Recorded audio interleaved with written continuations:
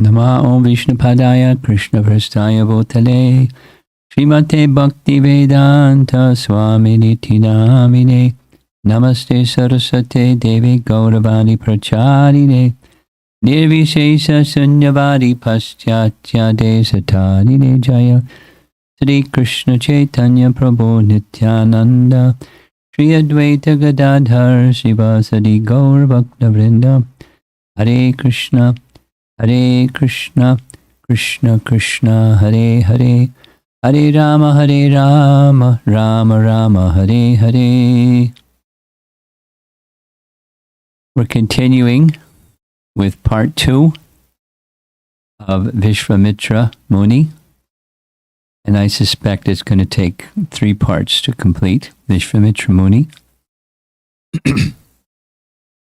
In part 1, we heard about Vishwamitra as a king and the long journey of his extended and extensive austerities and some distractions along the way to come to the stage of becoming a Brahmarshi, and that's where we ended.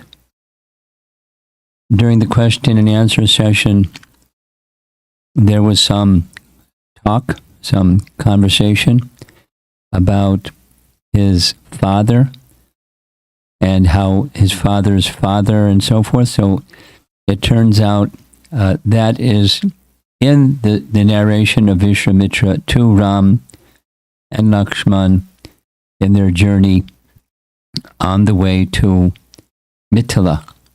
So we'll hear about that most likely this morning. So stay with us, and we'll touch on it when we get there. This part 2, making this division in his life, is how he moved from becoming a Brahmana to a Vaishnava through the process of devotional service. Now, there was some discussion in our question-answer session yesterday where anyone can become a Brahmana, and what he went through to become a Brahmana is quite different than what we go through to become a Brahmana. And the answer is he was using the staircase method or the gradual ascending method. And our process is we become a Vaishnava. As we become a Vaishnava, the qualifications of Brahmana, at least potentially, become decorations for the Vaishnava, so Vaishnava Brahmana. But he followed a different process. He's now a Brahmana, Rishi, or Brahmarshi. We mentioned yesterday, but repeat, Shatananda was the son of Gautama Rishi. And Satananda was aware that his father Gautama had pronounced a curse for Indra and for his wife Ahalya. The circumstance behind that cursing we'll hear when we get to Ram's visit to Gautama's ashram. But the part of the curse that Gautama gave for his wife was because of her knowingly submitting to Indra in an illicit affair. She was cursed to become a stone until that time that Ram came, and by placing his foot on that stone, she would regain her human form. Shatananda knew about that, and he, Shatananda, requested Vishwamitra, you have an idea to bring Ram to Mithila to lift and string the bow of Lord Shiva, plan that King Janak had for the marriage of his daughter, Sita. When you bring Ram for that purpose, be sure to visit Gautama's ashram. So it was exactly the beginning of Vishwamitra's devotional career or Vaishnav career or stage of life. It's not absolutely clear, but certainly Shatananda, being the priest of Janak, who was one of our 12 Mahajans, Shatananda was carrying bhakti. So we can assume at least one of the seeds of bhakti in Vishwamitra's life came from Shatananda. So in the painting here we see Vishwamitra seated before King Dasarath, and it looks like next to Vishwamitra was some other sage wearing some other kind of animal skin over his shoulder, and others. And he's being given entry with the presence of Ram and Lakshman. And in the lower right corner, we don't see exactly what's going on, but there's Ram and Lakshman again. Looks like Vishwamitra is entering the palace, and in the center part of the painting, he's seated with Dasarath. Celebrated section of Ramayana. The king is being fanned with a chamra. To the far right is Ram and Lakshman, and before him is Vishwamitra. Now Vishwamitra is shown kneeling, which probably isn't the best way to depict the relationship between a king and Vishwamitra Muni. This is much better. Seated on either side of Dasarath, Ram and Lakshman. Seated next to the king is Vishishta, with his little wooden shoes there in front of him. And although he's on a asana, he's got a little deerskin, it looks like, that he's sitting on, just in case some snakes come around. And Vishwamitra Muni is there with his kamandalu and coming before Dasarath. And something that Dasarath said, the first word that Dasarath said, those who like to listen to Prabhupada's recorded lectures have heard this dozens and dozens of times. Ahishtam yat tat punarjanma jayaya. He wants to know, is everything going well in your endeavor to conquer the repetition of birth and death? Punar janma jayaya.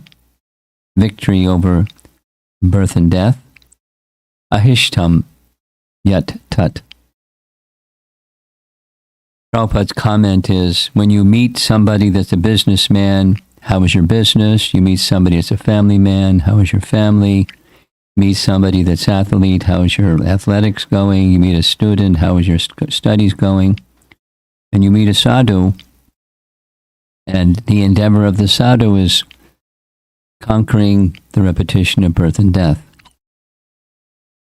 Of course, there's different ideas of how to go about that, but that's a natural question. It's a suitable question for a king to ask a sadhu who comes to visit his palace. And after that initial exchange, right away, no hesitation, Dasarath says, whatever it is that you've come for, it's very fortunate. There must be some purpose. Whatever that purpose is, the answer is yes. And Vishwamitra says, this is very fitting for a person in the Ikshvaku line, and now I'll tell you why I've come. And he's pointing, you see, with his right arm to Ram and Lakshman, but specifically to Ram. He wants Ram to accompany him to kill Subahu and Maricha. And he gives the background. why. In his ashram, whenever they're performing yagyas, it takes several days to do the yagya. Before the yagya is completed, they descend and desecrate the yagya arena. And Dasarath becomes very perturbed, as you see in this painting. And he offers some suggestions, which Vishwamitra doesn't like to hear. His suggestion include, it sounds like a very formidable task. Even I would have difficulty with my entire army. I can come and dismiss these two, and there's also Tataka, their mother, and so forth and so on. So we'll hear a little bit of all of that.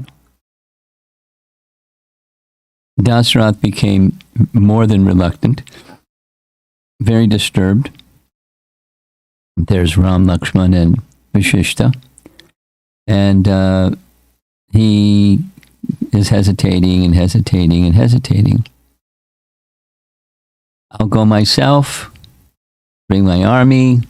Sounds like a big task. Vishwamitra becomes angered. Now, we spoke a little bit in the previous class about the kind of anger that Vishwamitra is capable of, and the kind of anger that seems to be a replacement for that other anger. The other anger, he would curse somebody to become a stone for 10,000 years, or become a dog eater for 100 lifetimes, and it was really harsh. He, Vishwamitra, has a different disposition, at least a different interest. His interest is finally bringing Ram to the place where his future wife can be found, in Mithila, the daughter of Janak. Nice painting. There's Ram looking up at his father. His father is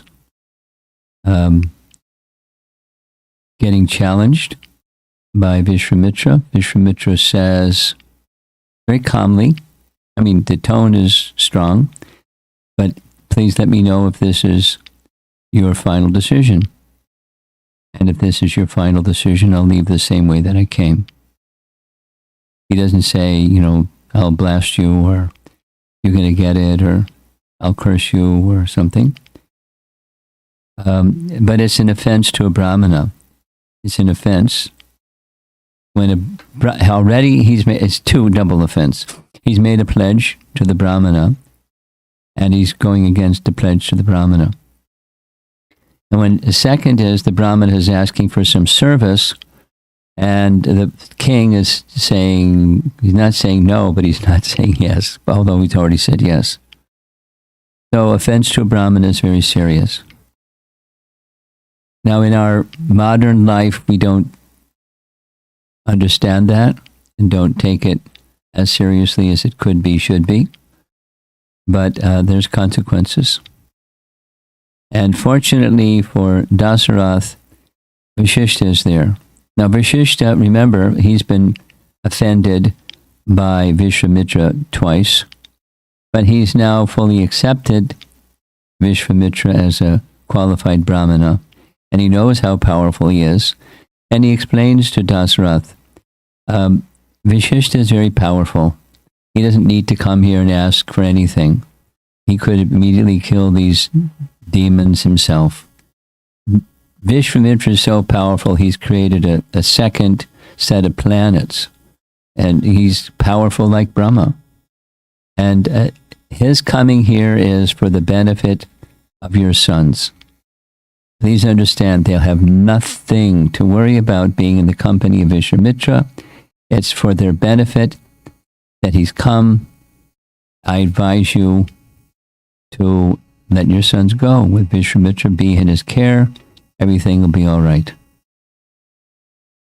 And just hearing the words, as attached as he is, totally attached and transcendentally attached to his son, Ram, Now, Vishwamitra didn't ask for both, but the two, Lakshman and Ram, are inseparable, so they both were, permission was given by their father, and their father gave instructions. The instruction was, whatever Vishwamitra says, do it. And Ram is fully obedient to the words of his father. So even when something very difficult for Ram, as a bearer of dharma and virtue, is asked to do, namely kill a woman, Tataka, he decides to do because his father said to do whatever Vishwamitra says. Vishwamitra gives other reasons, but what Ram says is, because my father said, I'll do whatever you say.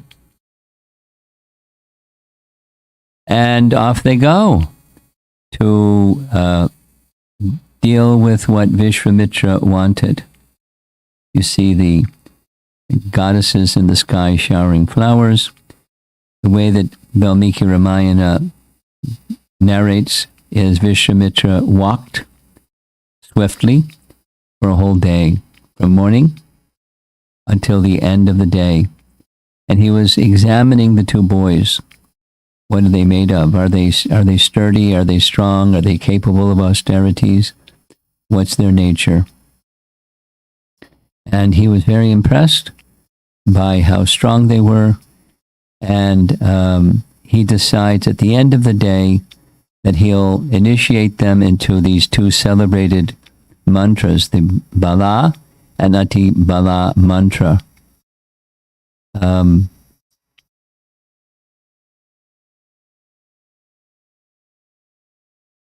In one sense, it's contradictory because Vishwamitra has some sense of the divinity of Ram, yet he's giving him mantras. So this is a delicate topic that comes up when the Supreme Personality of Godhead is receiving mantra diksha, because it happens. It happens in Krishna's Leela, it happens in Gaura Leela, here it's happening in Ram's Leela. But he gives them these two powerful mystic mantras. And these two powerful mystic mantras have their benedictions that go with them. One cannot be harmed at night, and so forth and so on. So it's for protection, because they have a difficult task ahead of them. And at night they're put to rest. Yeah. The mantra bestows upon the chanter the benediction of no tiredness, no fever, no hunger, and no thirst. Nor will enemies be able to attack them or harm them at all when they're asleep and not vigilant. So he gives them mantras, he puts them to rest, and off they go. The next morning, Vishwamitra is becoming very affectionately attached to these two boys, naturally so. And they have their meals together. On the end of the second evening, the boys ask permission, and he gives permission that they can then massage his legs, because he's quite elderly and it's austere. It's some beautiful paintings. There's a B.G. Sharma painting on the same. There's the bow and arrows hanging up on the side of a cabin. Where the cabin came from doesn't say, because they're just off in the forest. This is a little more like it. And he's accepting some service from them, and they're accepting him as guru and treating him in a very respectful way. And from Vishwamitra's side, more and more and more as these pastimes go on, he develops parental affection, naturally so. They're young, they're 12 years old. By the way, the difference of age between Lakshman and Ram is 1 day. They were born successive days. It's described very clearly. as the moon moved into the next nakshatra. That's when Lakshman was born, the very next day.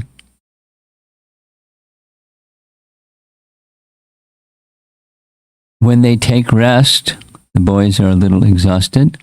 So Vishwamitra wakes up before they do. He does his morning duties. And then he says this celebrated verse. Of course, it's in Sanskrit.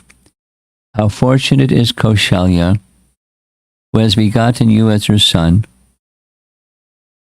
The sun has risen in the east. Now you, my dear Lord, calling him Lord, tiger among men, please arise and perform those duties that are considered divine.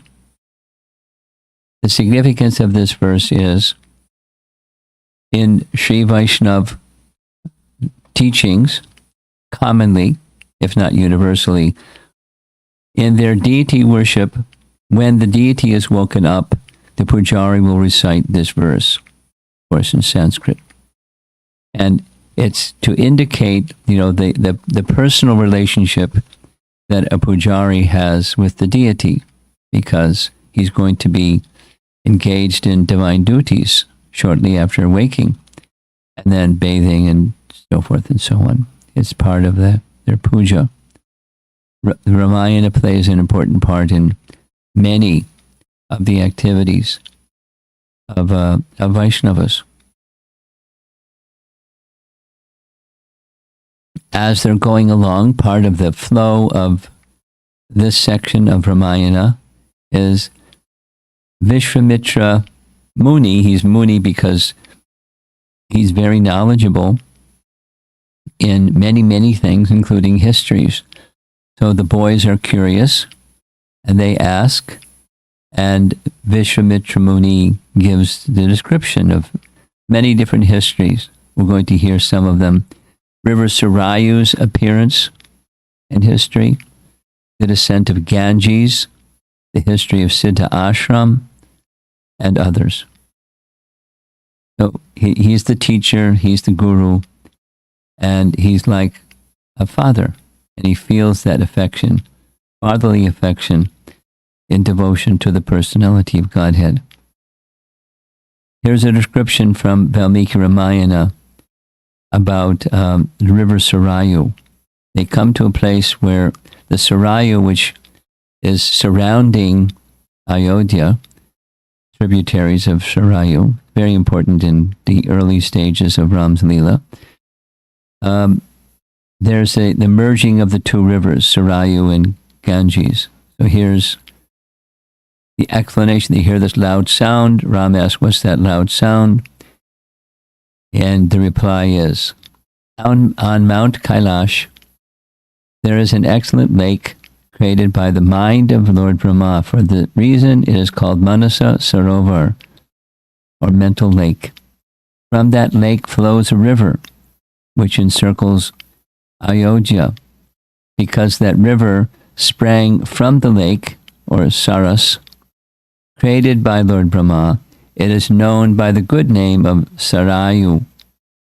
That unusual sound is caused by the entrance of the Sarayu into the Ganges. O Ram, offer proper respects. Now they're getting closer to the place where there's some service for Ram, and they encounter Tataka. And Ram wants to hear about Tataka's history, and we'll try to narrate. She was the daughter of a, let me find that place.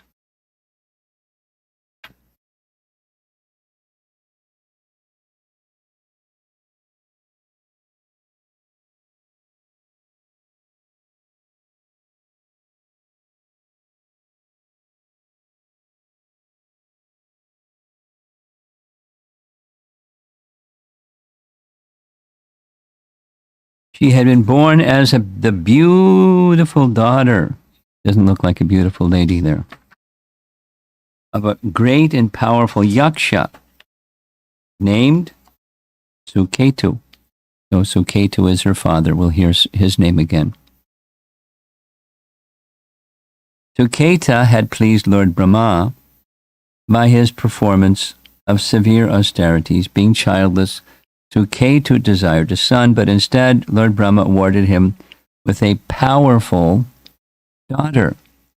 Tataka was powerful. As a youth, she was given a boon by Brahma that she would possess the strength of 1,000 elephants. She married the famous Yaksha, Sunda.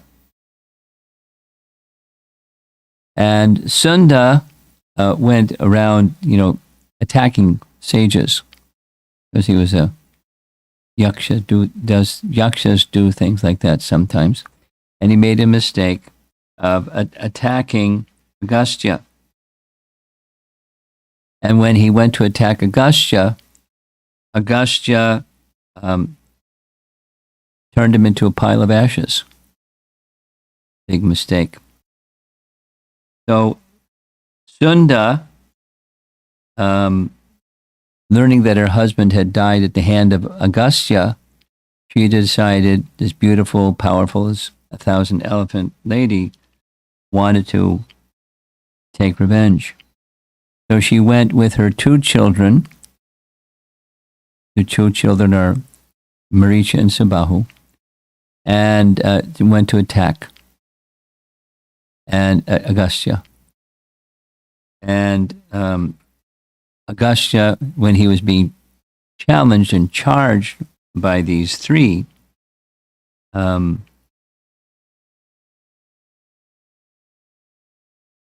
he said, "As you act so wickedly, may you become demons, O Tataka. You shall lose your attractive form and instead become an ugly, man-eating Rakshasi." And Agastya suddenly vanished. And because Agastya used to live or do austerities in this forested area, Tataka went there to inhabit it. Now, there's some prior history. The prior history is that Indra had deposited, when he was being relieved of his offense of having killed Vritrasura. He did austerities for a long time, and the demigods finally performed Abhishek, and the water of the Abhishek fell here, and it was then that this place was given the benediction by him that it would be a very nice area. But when Tataka came, everybody left, and it's now a wilderness. So she, Tataka, is inhabiting this forest, and you're to slay her. And he knew, Vishwamitra knew, that Ram would be reluctant because she's a woman. But he instructed him and explained why she is such a terrible demon. She's a Rakshasi. She kills people, and she's a terrorist. You have to kill her. So when she heard Ram twanged his bow, and somehow it makes a big noise, and that big noise woke her and disturbed her. She came charging, and the first business was she created a big dust storm so they couldn't see anything. And the next business of Tataka was she showered many, many stones upon them from the air. Ram shot arrows. The stones became powder. She had mystic abilities. She then lunged at them. And as happens in a later situation, Lakshman cut off her nose and ears with a sharp sword. Suddenly, Tataka became invisible. And then she did some more magic, this and that and the other thing. And Vishwamitra said, "Don't delay. getting to be the evening hour, and Rakshasis become more powerful in the evening hour.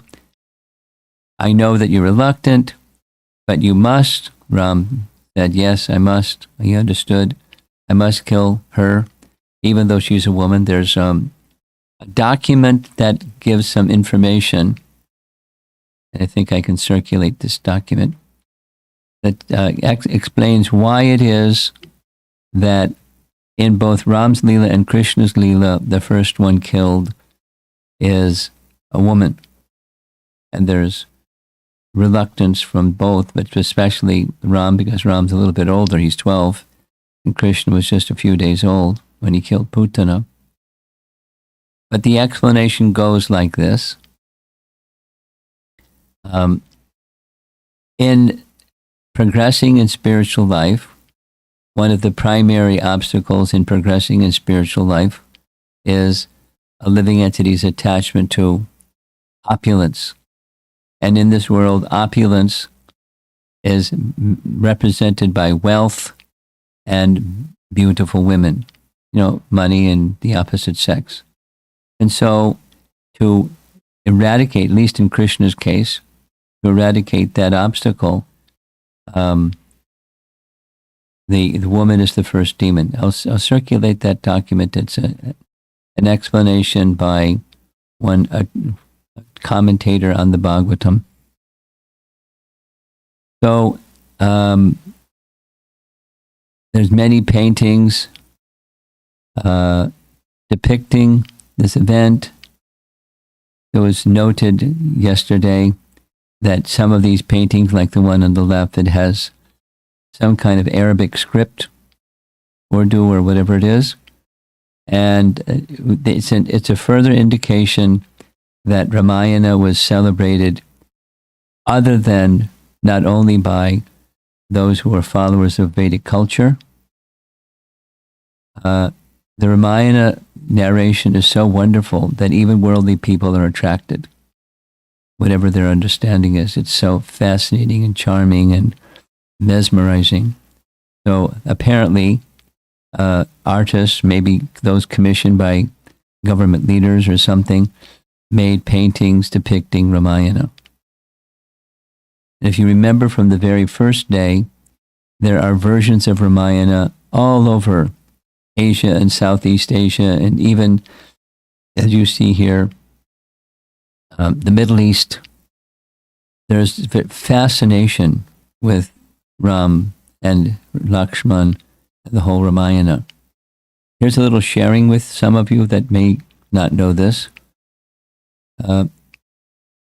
In Chinese history, I was told this by a devotee from China, there are 3 books that all children in schools in China read. It's a mandatory, kind of mandatory literature, because it promotes Chinese culture. And the Chinese government wants the children to become absorbed in Chinese culture, naturally. So there are some in Europe, and there's some in America, and there's 3 in China. And one of them is a book called Journey West. And it's about a Buddhist monk named Shenzhen, who in the 6th century left his hometown during a particular period of time and traveled all the way from China by foot across deserts and, nearly died several times and so forth and so on, to go to, because he wanted to get the real understanding of Buddhism. Because as he was growing up as a young man, learning Buddhism, he found there are different versions, and he wanted to know the real one, what's real Buddhism, instead of, that which is maybe not real Buddhism. And he was very serious. So he risked his life, made an extended journey on foot to go all the way to the place where Buddha was born. He stayed there for several years. He learned Sanskrit. He studied under a master who was over 100 years old, and he was gifted with many, many books on Buddhist teachings. And his plan was to bring those books back to China It's a long story. So he kept very careful notes, and in Chinese history, or even history at that time, there were not so many well documented indications of what was going on in the world at that time. But this particular Shenzhen, he was a Brahmin type, and he kept careful, detailed notes.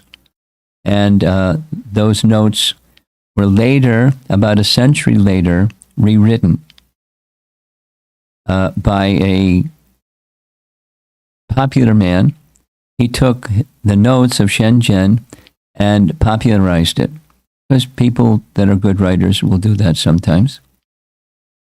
Just like Star Wars is a takeoff from Ramayana. So he took the story of Shenzhen and he added parts from Ramayana, like in the course of Shenzhen's travels, he met a monkey king, and he has a name, and he traveled with the monkey king.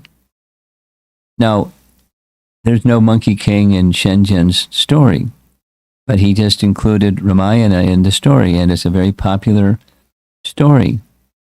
It's like a mandatory story for everybody to learn. Promoting Chinese culture and what China was like during that period of time, and so forth and so on. So Ramayana is fascinating to many people who don't really necessarily have Ram Bhakti, but they're fascinated by the story. So I'm just making that emphasis. It's a very powerful story that we're hearing.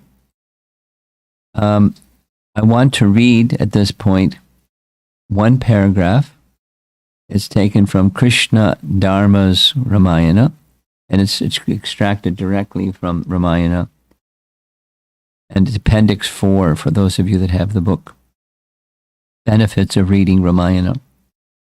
He who listens every day to this oldest epic composed by the sage Valmiki, this is from Yuddha Kanda, which is calculated to bestow religious merit, renown, and longevity, and which lends support to the Vedas, is completely free of sin. Kings will overcome their enemies and conquer the earth. Men will overcome all difficulties, and women will be blessed with excellent sons and grandsons. Those listening to this epic will receive from Sri Ram all the boons they desire. Through a hearing of this work, all the gods are satisfied. One who keeps a copy in his house will find all his obstacles coming to an end. A man offering worship to and reading this historical work is completely rid of all sins and attains a long life, All the gods are thus pleased, and one's ancestors are gratified forever. Those transcribing this work with devotion are guaranteed residence in heaven, while those hearing it will secure the growth of their family and wealth, supreme happiness, and the accomplishment of all their objects on earth. And whether people know those benedictions or not, they like it. Very celebrated, multicultural attraction literature. So here's a close-up of Tataka. It looks like she's got a smile, but some of the other ones she doesn't look so happy. A necklace of skulls around her neck. She's a giant. Vashishta is instructing Ram, slay her, and an arrow enters her heart, and she's slain. Here's an older version. Here's a more modern version. You see how small Vishwamitra looks, and Lakshman looks, and Tataka looks really big. That's the dust storm that she created, and so on. So it's this event of killing Tatakas, an important part of Ramayana. There's some sculptures indicating.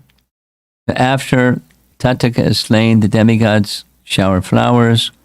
They make a specific request, headed by Indra, requesting Vishwamitra to bestow affection upon the boys, because they understand this Ram and Lakshman. They already heard from before his birth.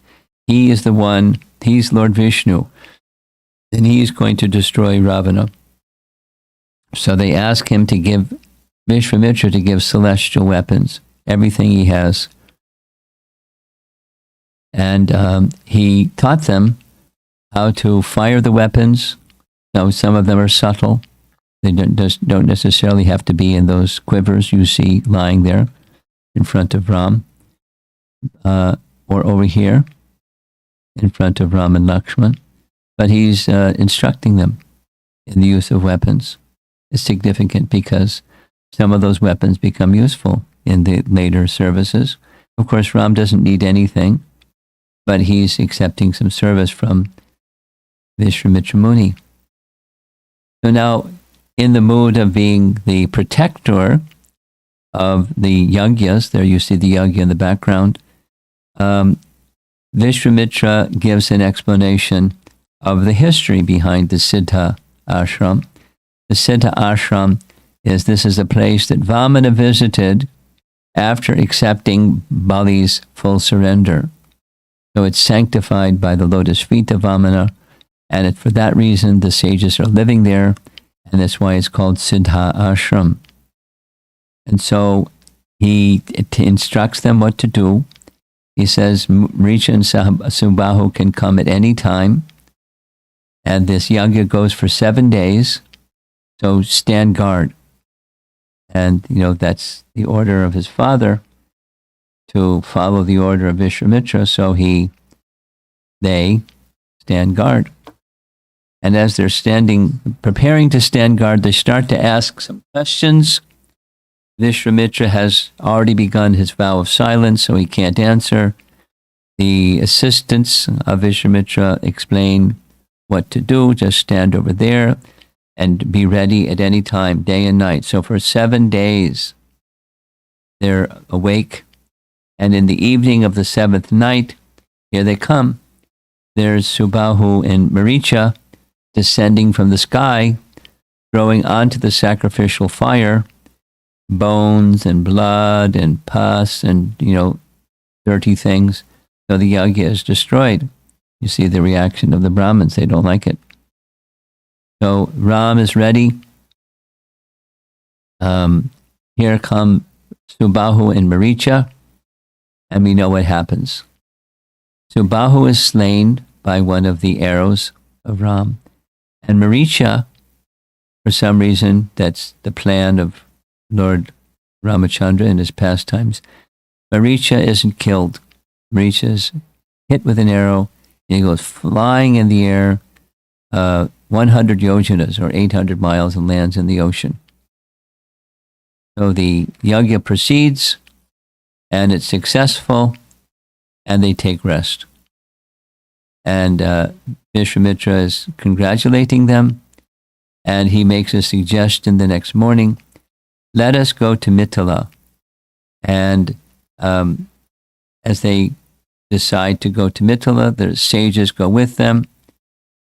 Before it was just the three of them. You see on the left side, there's little Ram and Lakshman, and Vishwamitra and some other sages. They have some bullock carts, and off they go on their way to Mithila. And one evening, they reach the Sona River, and here comes another history. And in this history, we'll hear the genealogy of Vishwamitra. And I'll read, and then we'll see a little chart that shows it quickly. Once there was a great rishi named Kusha, a direct son of Lord Brahma. Kusha had 4 Kshatriya sons who founded 4 cities, one of which was on the banks of river Sona. Kusha's son was named Kushanabha, begot 100 daughters through the Apsara Gritachi. When these girls grew up, they were all very beautiful and would happily play together on the banks of the river. Once, the demigod of air, Vayu, happened to see the girls and became captivated by their exquisite beauty approaching them. Vayu said, "My dear beautiful girls, if you all become my wives, I shall benedict the transformation of your fleeting human beauty into ever fresh celestial youthfulness." The girls had no attraction for Vayu and instead felt insulted. They replied, "We would never think of choosing our own husbands. We will only marry according to the choice of our father. Being the daughter of a great Rajarshi, we certainly have all the power to curse you for your vulgar behavior. However, we shall not do so, for we do not wish to diminish our accumulated ascetic merit." Ooh. Vayu, who was by nature easily angered, became highly offended upon hearing their reply. Taking revenge, he subtly entered the bodies of the 100 girls and by his mystic power distorted their bodily features. Thereafter, when the girls returned to the palace, to the palace, crying, their father was shocked that she had been transformed into hunchbacks. In reply to Kushanaba's inquiries, the girls related all that happened. Maharaj Kushanaba congratulated his daughters for tolerantly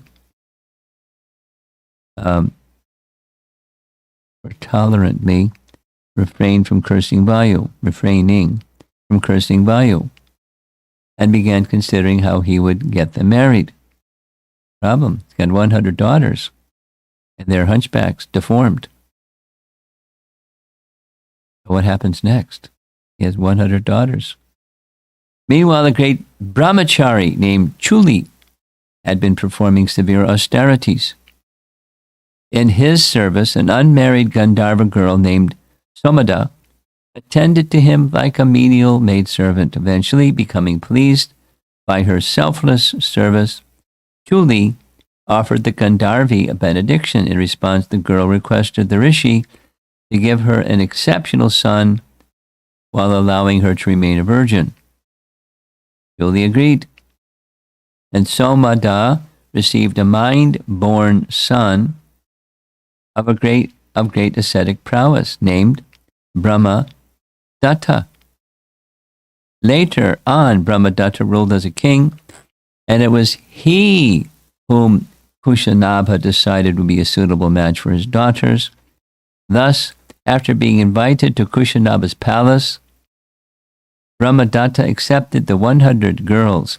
Upon touching their hands at the marriage ceremony, one after another, the bodily deformities vanished, and each girl became beautiful once again. Yay! Powerful. Brahmadatta.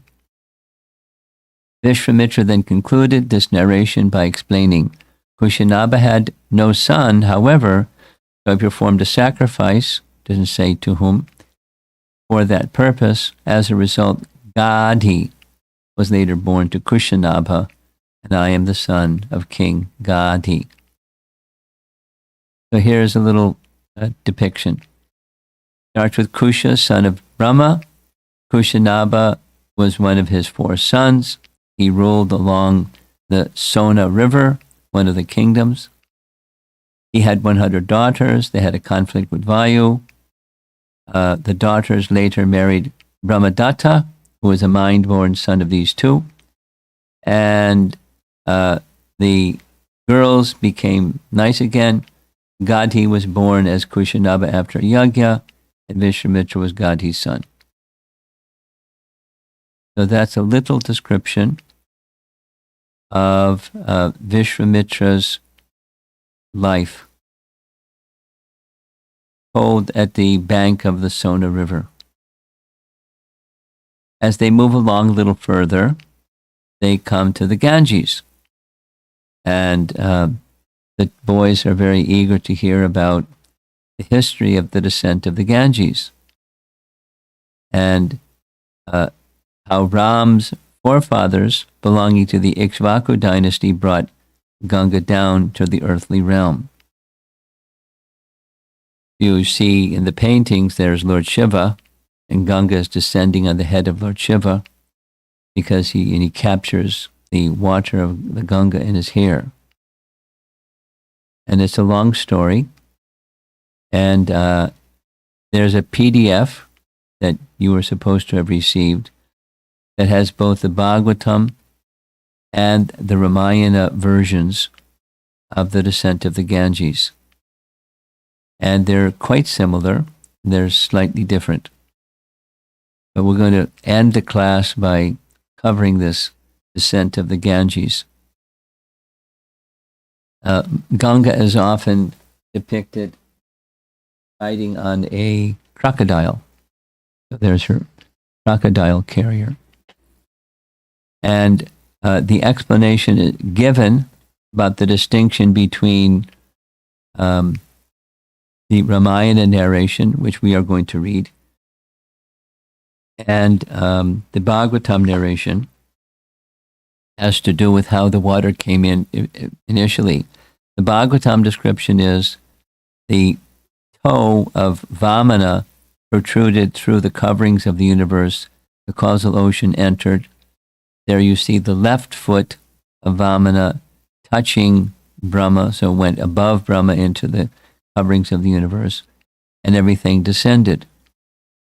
Down at the bottom of this deity, bas-relief deity, is Vamana, and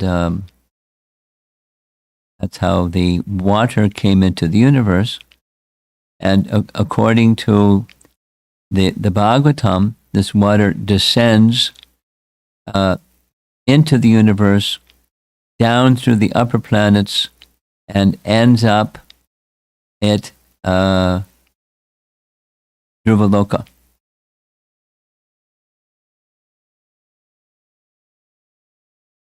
In heaven, the Ganga is known as the Mandakini, and it's originally coming from the foot of Vamana piercing through the universe. In Balakanda, the narration is a little different, and we'll hear the narration from Balakanda. This is narrated by Vishwamitra to the boys. In the far north, there stands Himalaya, the king of mountains, whose presiding deity is known as Himavan. This Himavan, through his consort Maina, the daughter of the celestial Mount Meru, begot two charming daughters, both matchless in beauty. The elder of the two was named Ganga, and upon the supplication of the gods, she later became this holy river. The other girl was called Uma, and her father conferred upon her the unlimitedly powerful Shiva to be his wife. After marrying that girl, who is also known in this world as Parvati, Shiva sported with her in the regions of celestial bliss. Becoming concerned, the gods, with Brahma at their head, went before Shiva. They fell prostrate before him and said to him, "O Lord, the world would not be able to bear your seed should it be released into Uma. The combined power of you and your consort will surely be unbearable to all beings. Please therefore retain your vital energy within your supremely splendid self. You will thereby preserve the worlds from being burned by the brilliance of your progeny." Shiva, who always remains fixed in thought of Vishnu and is ever compassionate to all beings, replied, "It shall be as you say, for the words of the gods can never be denied. But my vital seed already stands dislodged from my heart. Where then shall it fall?" Brahma replied, "Your seed should fall upon earth, for she alone is capable of withstanding its power, bearing as she does the weight of all creatures." Shiva let fall his seed, which covered the whole globe. Brahma instructed Agni, the god of fire, accompanied by Vayu, move quickly across the surface of the earth and suck up Shiva's mighty seed. Previously, the gods had asked me, that's Brahma, that I provide them with a powerful commander for their army, cause Shiva's seed to be born by Ganga, so that she may bring forth a blazing sun who will become the general of the gods. Agni at once caught up all of Shiva's vital fluid and went before Ganga, saying, "Be pleased to receive Shiva's seed, O goddess." Ganga assumed an ethereal human form of exceptional, exquisite beauty. Upon seeing this form, Shiva's seed melted, and the god of fire impregnated Ganga all over with that glowing fluid. Burning with Shiva's fiery seed coursing through her veins, goddess Ganga said to Agni, "O shining one, I cannot bear this flaming seed, which has been made even more powerful by your touch." Agni told her to discharge the seed upon the Himalayas, and Ganga immediately expelled it from her body. It emerged from her in a brilliant stream and fell upon the earth, forming vast veins of gold and silver. Even at a great distance, mines of copper, lead, and tin were created by that divine fluid. At the exact spot where Shiva's vital seed landed, there grew a thicket of brilliant white reeds. The union of Ganga with the seed of Shiva conceived a child who was born from out of those reeds. He has become known in all the world as Skanda. Indeed, he is the powerful general of the gods, the famous Kartikeya, where he was raised by the 6 goddesses known as Kritikas. Even now that god can be seen in the sky, shining amid the constellation of Kritika. After Kartikeya's birth, the gods approached Shiva's consort and, pleased in mind, worshipped her. However, he felt angry at having been denied union with her consort, and, with bloodshot eyes, he pronounced a curse upon both the gods and the earth. "As I was denied my desire of getting a son, so too shall all you gods remain issueless. This earth shall have a jagged surface from many shapes and forms, and shall have many masters. She shall never enjoy the delight of having a son, since she has deprived me of my own child."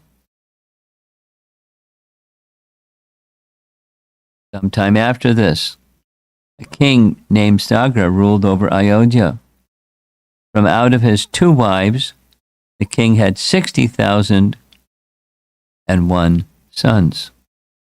By the gods' arrangement, one wife gave birth to a fetus shaped like a gourd, which they split into 60,000 pieces. These pieces were placed into 60,000 pots of ghee, and gradually they grew into babies. The other wife gave birth to a boy in the normal way. The 60,000 sons were of wicked conduct and caused pain to all living beings. The one son, however, was pious and became the beloved of all the people. One day, King Sagara, here's a painting of Ganga, Himavan, the king of mountains, where Maina became parents of a daughter named Ganga. Upon appeal by the 3 gods, Himavan gave Ganga to them to purify the 3 worlds. So now we're speaking about Sagara.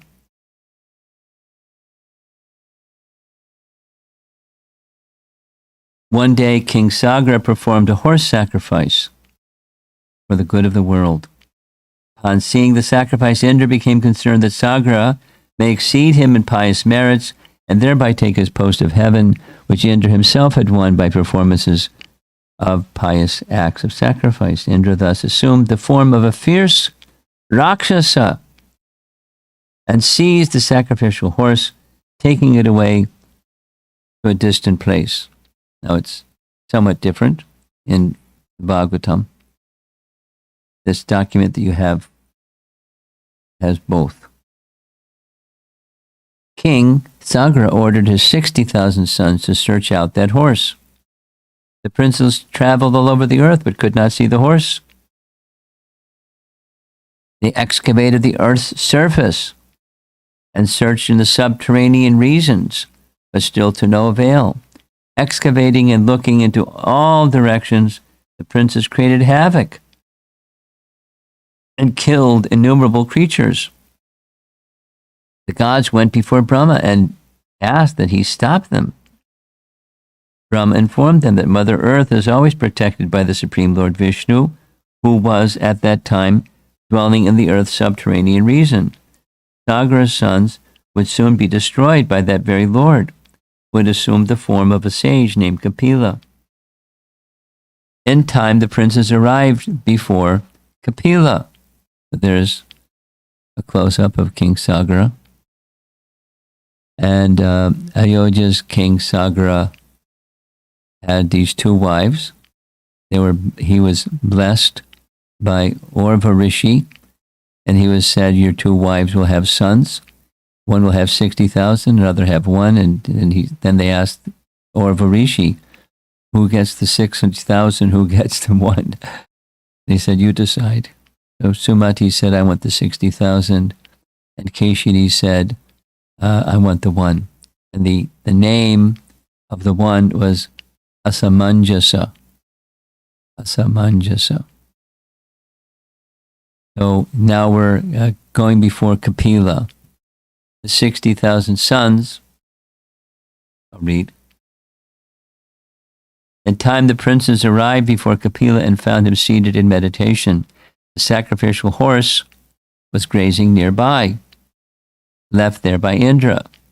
Becoming furious, they said to Kapila, oh, evil-minded one, you have stolen this horse. We shall now kill you and take it back.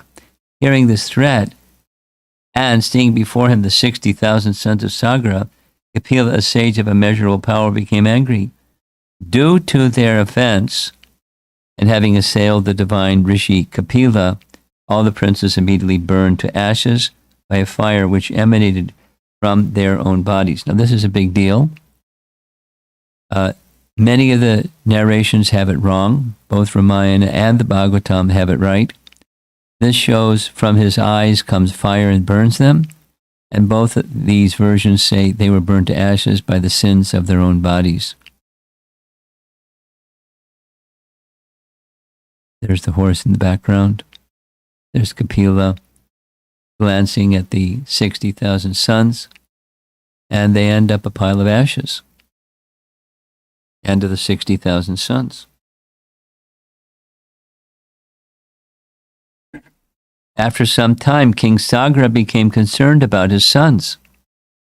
He ordered his one remaining son, Asuman, to go after them. Asuman also found Kapila sitting in meditation and saw before him his brother's ashes, destroyed by their offense against the sage. There's Anshuman and Kapila and the ashes, and there's also in the distance, there's the horse. This other painting shows the same thing. There's the pile of ashes and Kapila and the horse.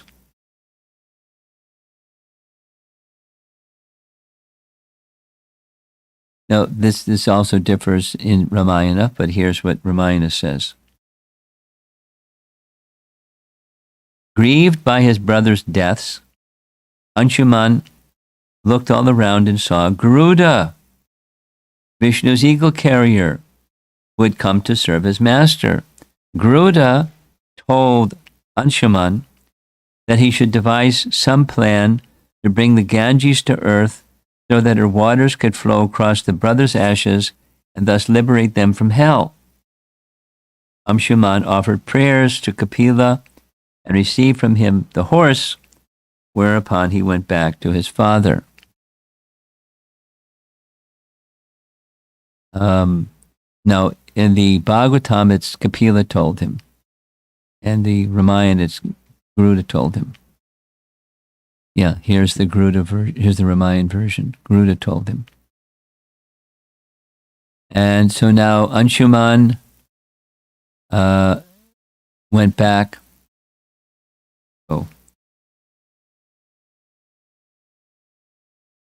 Anshuman offered prayers to Kapila and received from him the horse, whereupon he went back to his father.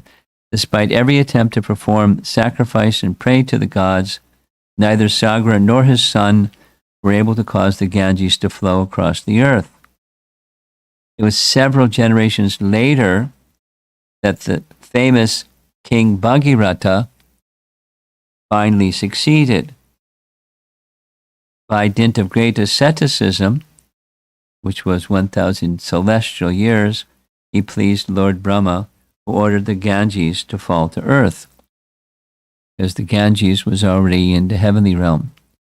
So Anshuman's son was Dilipa. He was unsuccessful. Dilipa's son was Bhagirata. He prevailed. So he went and did austerities for 1,000 years. Brahma gave him the benediction that the Ganges can descend. He instructed the Ganges to descend. But the Ganges had concern. If I descend to the earthly realm, everything's going to get washed away. Who's going to prevent that? So Bhagirata did another 1,000 years of penance. And let's hear what it says. The river Ganges, known in heaven as Mandakini, emanated originally from Vishnu's foot when he kicked a small hole in the shell of the universe. The waters of the causal ocean, of which all the innumerable universes flowed, entered, falling down to the heavens. The water was entered by the goddess Ganga, who then, on Brahma's order, brought it down to earth. This water filled the huge excavation made by Sagra's sons, and thereby became the great ocean. It flowed down to the subterranean region, where it liberated the 60,000 princes by covering their ashes. It is the same sacred river made holy by the touch of Vishnu's foot, which you now see before you, O valiant princes. To this very day, anyone whose ashes are placed in this river is immediately liberated. So she made two conditions. The two conditions, this is the Bhagavatam now. Someone has to capture the Ganga, to keep the earth planet and all the other places where the Ganga descends from being destroyed. And the other condition, I'm not remembering at the moment. So Bhagirata did austerities. He requested Lord Shiva, please sustain the force of the Ganges. He agreed, and Lord Shiva captured the Ganges in the tuft of hair and the top of his head. There on the right side, that's Bhagirata. On the left side, that's Lord Shiva with Nandi and Uma, watching Ganga descending. Here we just see Ganga descending, and a similar painting is here, Ganga descending. Another painting, Ganga descending, and Bhagirata doing his austerities. There's a BBT painting, the same. So he then requested Lord Shiva to release some of the Ganga water from his hair. And so he did. And as he moved along a path, Ganga followed behind him, and people became very happy bathing in the Ganga.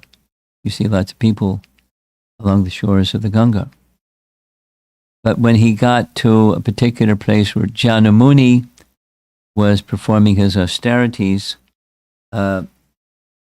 it washed away his Achman cup and his paraphernalia for worship. We see Jana Muni sitting on a deerskin with looks like nails. And so he became very disturbed. This is in the Bhagavatam now. And so he inhaled and drank the whole Ganga. And Bhagirata was in a fix because there was a purpose for the Ganga coming. And you see in the painting, there's Ganga with a head being drunk by Jana Muni. So Bhagirata worshipped Jana Muni for several days, requesting Jana Muni to release the Ganga so he could deliver his forefathers. And Jana Muni agreed, but instead of letting the Ganga come out his mouth, he let the Ganga come out his ear. And so thereafter, the Ganga is also known as Janavi. And here's the Ganga descending from the Himalayas, as you see in the background, coming down, down, down, down, down. Finally, he made it to the ashram of Kapila, and the water washed the ashes of his forefathers, and the forefathers were delivered, and the subterranean region, so mission accomplished. So that's a description combined a bit by Ramayana narration or Valmiki narration and the Bhagavatam narration. So that's it for this morning's class. We've been going for an hour and 15 minutes. Nice narration. And again, you can refer to the PDF that has the history of both in detail, Ramayana and Bhagavatam versions, and then some further information about Ganga that you may appreciate.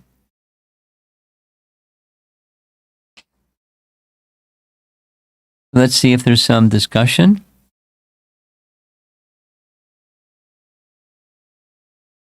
Okay.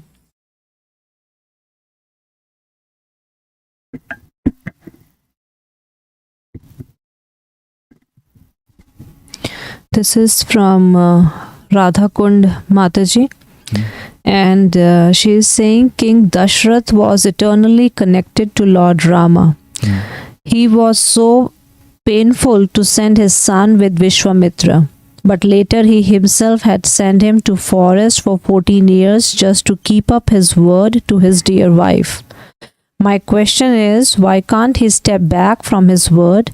Did he think his word to his wife is more important than his dear son Ramachandra?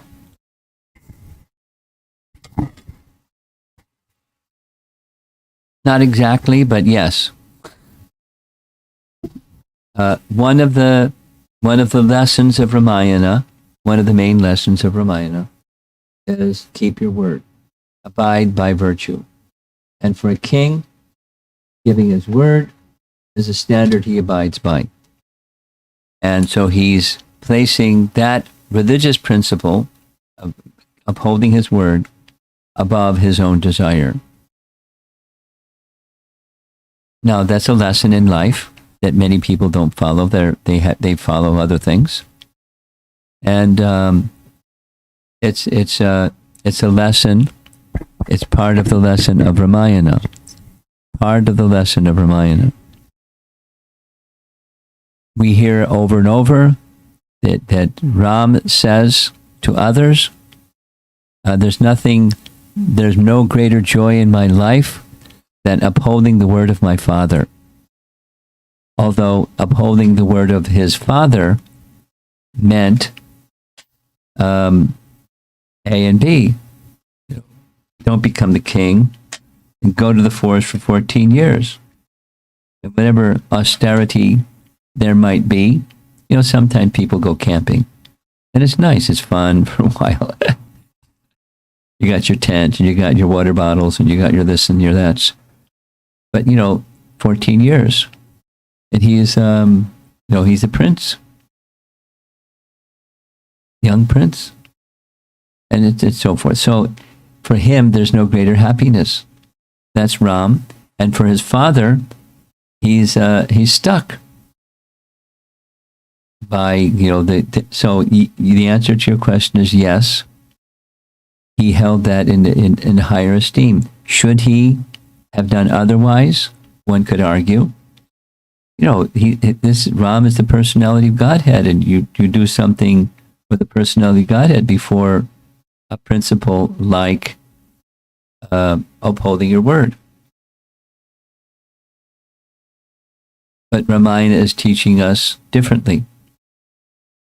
And Dasarath wasn't seeing his son as the personality of Godhead, although he was, the descriptions in Ramayana are really amazing. He was so attached. He would call Ram to his side so many times every day. And Ram would come and say, yes. What is it, Father? And he would say, I just want to see you. So he was transcendentally attached. Transcendentally attached. But, the lesson of Ramayana is place virtue above even what you're attached to. Be attached to virtue as the topmost. That's the lesson of Ramayana. And not many people are going to live by that standard. But that's what his father did. That's what Ram did. That's the lesson of Ramayana. Anything else online? Because our time is ticking. So far, that was the only question. I have one from yesterday's class. Okay. When we were discussing about Trijata, in one of the slide, we saw that when she saw a dream, different symptoms were mentioned in that. Yes. Chariot was drawn by asses, and many other things. And one of the thing was that they were smeared, Ravana was smeared with cow dung. No, he was smeared with excrement. That's what it says. Yes. And his brother and sons were drowning in a pool of cow dung. Yes. And that's auspicious. But, that's what it says. Your question is why that's auspicious. Exactly. That's your question. Yes. Because I was thinking about when Putana was killed, Mother Yashoda, gave bath Purified to Krishna. by the cow dung and cow urine. Yeah. Yeah, that's right. That's right. Yeah, cow dung and cow urine, it's all pure. Yeah. So they're drowning in a pool or whatever of cow dung. So they're getting purified, I guess.